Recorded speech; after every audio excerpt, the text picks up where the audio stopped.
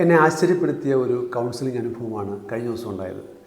സാധാരണഗതിയിൽ ദമ്പതിമാർ അവരുടെ പ്രശ്നവുമായി ഒരു കൗൺസിലറെ സമീപിക്കുന്നു. പക്ഷേ ഇവിടെ അങ്ങനെയല്ല.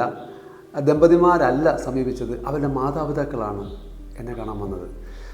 കഴിഞ്ഞ കുറച്ച് നാളുകളായിട്ട് മാതാപിതാക്കൾക്ക് തോന്നുകയാണ്, അവർക്ക് ഫീൽ ചെയ്യുകയാണ്, രണ്ടുപേര് മകനും മരുമകളും ഒരേ മേൽക്കൂരയ്ക്കുള്ളിൽ രണ്ട് ധ്രുവങ്ങളിൽ കഴിയുന്നത് പോലെ വളരെ സ്നേഹത്തോടെ സന്തോഷത്തോടെ കഴിഞ്ഞിരുന്ന ഒരു കുടുംബം.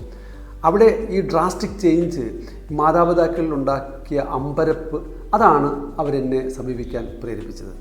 ഈ കൗൺസിലിംഗ് അനുഭവത്തെ ബേസ് ചെയ്താണ് നമ്മൾ ഇന്ന് സംസാരിക്കുന്നത്. വിവാഹബന്ധം കൂടുതൽ ശക്തമാക്കാൻ, കൂടുതൽ അർത്ഥപൂർണമാക്കാൻ ഉദ്ദേശിച്ചിട്ടുള്ള വീഡിയോ സീരീസിലെ 24ാമത്തെ വീഡിയോയിലേക്ക് എല്ലാവരെയും ഹാർദവമായി സ്വാഗതം ചെയ്യുന്നു. ഇവിടെ എന്താണ് സംഭവിച്ചത്? സുഗമമായി സന്തോഷകരമായി മുന്നോട്ട് പോയിക്കൊണ്ടിരുന്ന ഒരു കുടുംബജീവിതം പെട്ടെന്നൊരു ഡ്രാസ്റ്റിക് ചേഞ്ച്, ഒരു വല്ലാത്ത മാറ്റം വരികയാണ്. നമുക്കൊന്ന് നോക്കാം എന്തെല്ലാം മാറ്റങ്ങൾ കൊണ്ടാണ് ദമ്പതിമാർക്ക് പ്രശ്നങ്ങൾ ഉണ്ടാവുന്നത്. ജോലി നഷ്ടപ്പെടുന്ന അവസ്ഥ, ജോലിയിൽ സ്ഥലം മാറ്റം സംഭവിക്കുക, ജോലിയിൽ നിന്ന് വിരമിക്കുന്ന അവസ്ഥ, മറ്റൊന്നുള്ളത് ദമ്പതികൾ മാതാപിതാക്കളാകുന്ന അവസ്ഥ. ഏതെങ്കിലും സാഹചര്യത്തിൽ ദമ്പതികൾ ആരെങ്കിലും ഒരാൾ രോഗിയാവുന്ന അവസ്ഥയോ അല്ലെങ്കിൽ രോഗിയെ പരിചരിക്കുന്ന അവസ്ഥയോയിലേക്ക് എത്തിച്ചേരുക, ഫിനാൻഷ്യൽ ക്രൈസിസ്, സാമ്പത്തിക പ്രതിസന്ധി, ഇങ്ങനെയുള്ള പല കാരണങ്ങളും ദമ്പതിമാരുടെ സുഗമമായ സമാധാനപരമായ ജീവിതത്തിന് ഭംഗം വരുത്താനുള്ള കാരണങ്ങളായേക്കാം. ആശയവിനിമയത്തിൻ്റെ അഭാവത്തിൽ ഈ വ്യതിയാനങ്ങൾ അകലത്തിൻ്റെ ആക്കം കൂട്ടും. മാറ്റങ്ങൾ അനിവാര്യമാണ്, അതൊഴിവാക്കാൻ പറ്റാത്തതാണ്. എന്നാൽ ഈ മാറ്റങ്ങൾ സംഭവിക്കുമ്പോൾ ദമ്പതിമാരിൽ എന്ത് മാറ്റങ്ങളാണ് നടക്കുന്നത്?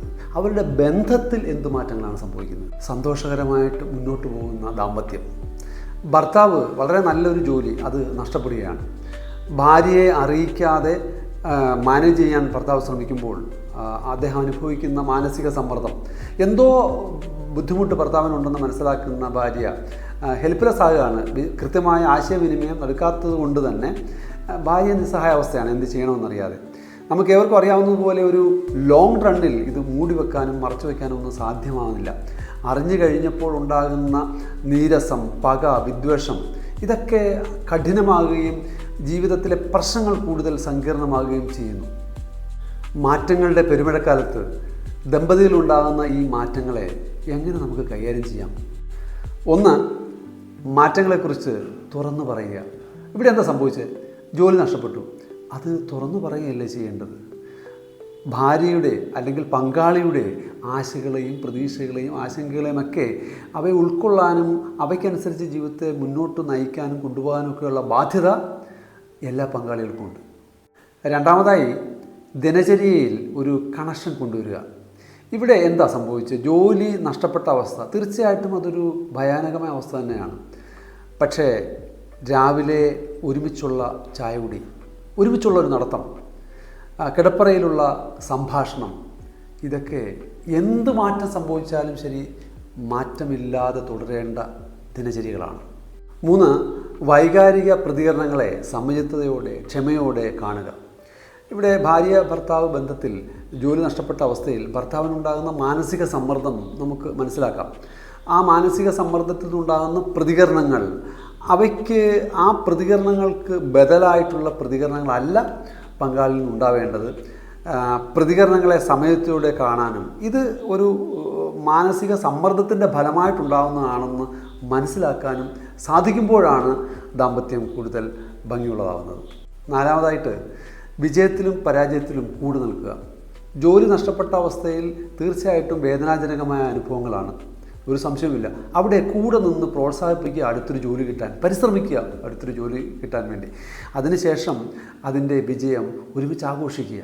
പങ്കുവെക്കപ്പെടുന്ന സ്നേഹം അത് ഏത് കൊടുങ്കാറ്റിനെയും തടഞ്ഞു നിർത്താൻ പറ്റുന്നതായിരിക്കും.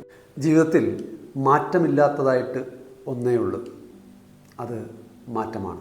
ജീവിതത്തിൽ മാറ്റങ്ങൾ സംഭവിച്ചുകൊണ്ടേയിരിക്കുന്നു. അത് വ്യക്തി എന്ന രീതിയിലാണെങ്കിലും ദമ്പതികൾ എന്ന രീതിയിലാണെങ്കിലും ഈ മാറ്റങ്ങളോട് നാം എങ്ങനെ പ്രതികരിക്കുന്നു എന്നതിനെ ആശ്രയിച്ചാണ് ജീവിതത്തിലെ സന്തോഷവും ദുഃഖവും ഇരിക്കുന്നത്.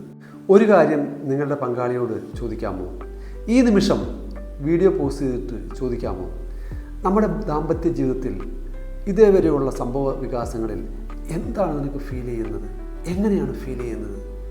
എന്നിട്ട് സാവധാനം പങ്കാളി പറയുന്നത് പൂർണ്ണമായും ഇരുന്ന് കേൾക്കാം. അനുകൂല സാഹചര്യങ്ങളിൽ മാറ്റുരയ്ക്കപ്പെടേണ്ട ഒന്നല്ല പ്രണയം. പിന്നെയോ പ്രതിലോമ സാഹചര്യങ്ങളിലും പ്രതിസന്ധികളിലും പരാജയങ്ങളിലും മാറ്റുരയ്ക്കപ്പെടുന്ന ഒന്നാണ് പ്രണയം. വീഡിയോ ഇഷ്ടപ്പെട്ടെങ്കിൽ ഷെയർ ചെയ്യാനും സബ്സ്ക്രൈബ് ചെയ്യാനും ലൈക്ക് ചെയ്യാനും മറക്കരുത്.